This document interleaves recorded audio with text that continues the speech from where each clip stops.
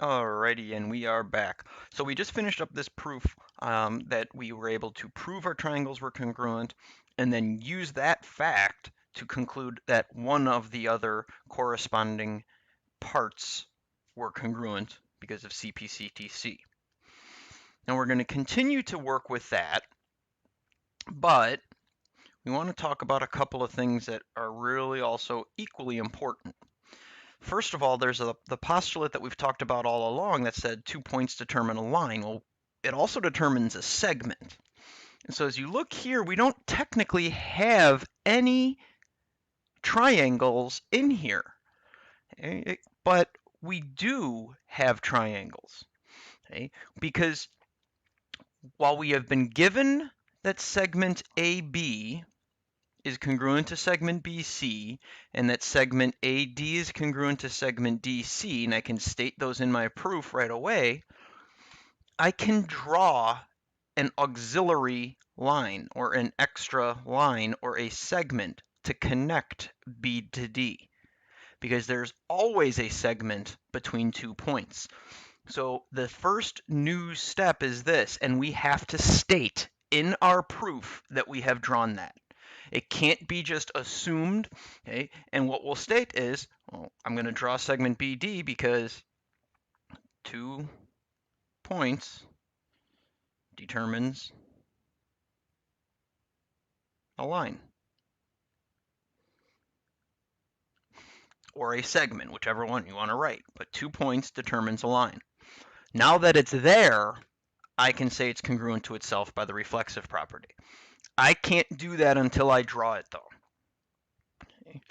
Now my triangles are congruent. Again, I can't say that segment or that angle A is congruent to angle C yet. Okay. Not until my triangles are congruent. I named this triangle A, B, D, so I must name the next triangle C, B, D. A and C correspond, B corresponds to B, and D corresponds to D. And this is the side-side congruence postulate.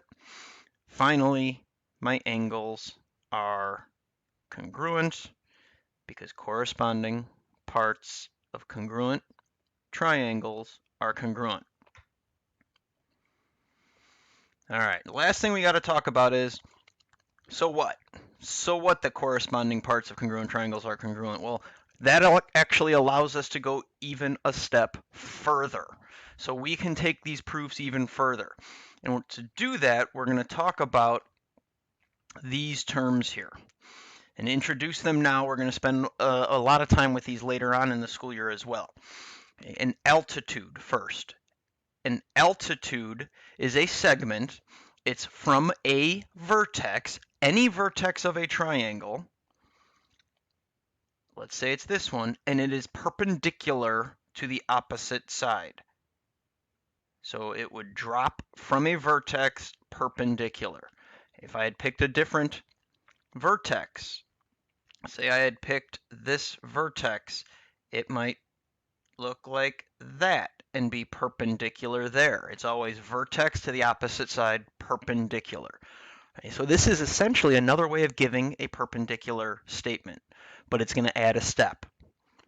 Okay. The median is from a vertex. So one point is on a vertex. The other point is the midpoint of the opposite side. So it's a segment that might look like this. It's a second way of giving a midpoint. Or I can conclude a median if I have a midpoint. So there's a lot of different routes that we can take this. Okay. An angle bisector. There's really only the one point that we're dealing with, and that's going to be the vertex, and it's going to bisect the given angle. So we have no sense whatsoever about the opposite side here. I just know those two angles are congruent. So I'm not even going to draw that going through, but it will. It'll go through that triangle and it'll touch the opposite side, but I don't know anything about where it's touching the opposite side. And a perpendicular bisector is both perpendicular, like an altitude, and a midpoint, like a median, but unlike those, it does not have to go through a vertex. So for example, the perpendicular bisector would look something like this. I know it's bisecting and it's perpendicular. So a perpendicular bisector gives us two pieces of information. It gives us two congruent segments and it gives us two right angles. All right, let's do one example where we've talking about this a little bit. And we have segment BD is a median. A median tells me that we have a midpoint, but we can skip the midpoint statement and go straight to a congruent statement. Okay? So I can use the reason then, so this can go straight to congruence. I can give the reason that segment AD is congruent to segment DC because median implies two congruent segments. That has to match. I can't say midpoint if I don't state midpoint in the statements. I can't have midpoint in the reason. Since median was in the statement, median is in the reason. But altitude is different. Altitude is going to add steps. Altitude only tells me perpendicular. So because segment BD is perpendicular, or is a median, or an altitude, excuse me, I know that these two angles are right angles, or that they're perpendicular. And the reason, altitude implies perpendicular. Now that I know they're perpendicular, that tells me right angles. Perpendicular implies right angles. Now that they're right angles, I know that they are congruent because right angles imply congruent. Okay. My altitude statement was the given plus 3 additional statements. All of that came from my altitude given. Okay. Median was only the 2. Now we have the reflexive property, and now I have congruent triangles. Remember, I'm trying to prove that segment BD bisects angle ABC. In order to prove that, I'm going to have to prove that angle ABD is congruent to angle CBD. That's what would allow me to conclude that this has been bisected, that I have an angle bisector.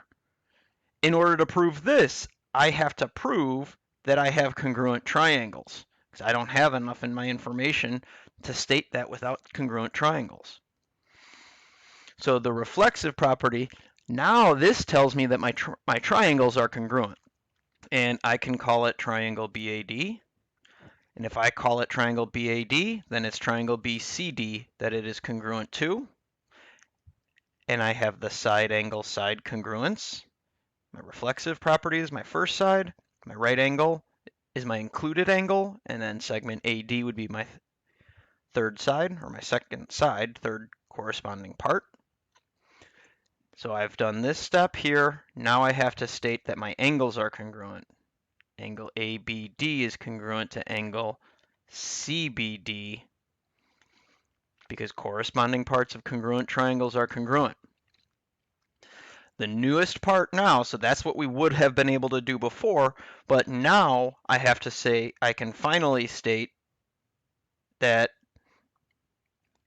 my segment bisects angle ABC because two congruent angles, that's what I've been given here, this is my two congruent angles, allowed me to conclude bisect.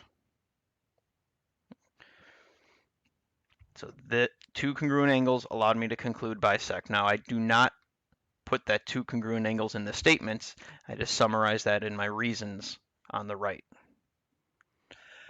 Okay, so there's going to be a couple of proofs I'm going to want you guys to complete. I'm going to have them mostly set up as a video recap, and then we'll get a lot of practice with this in class.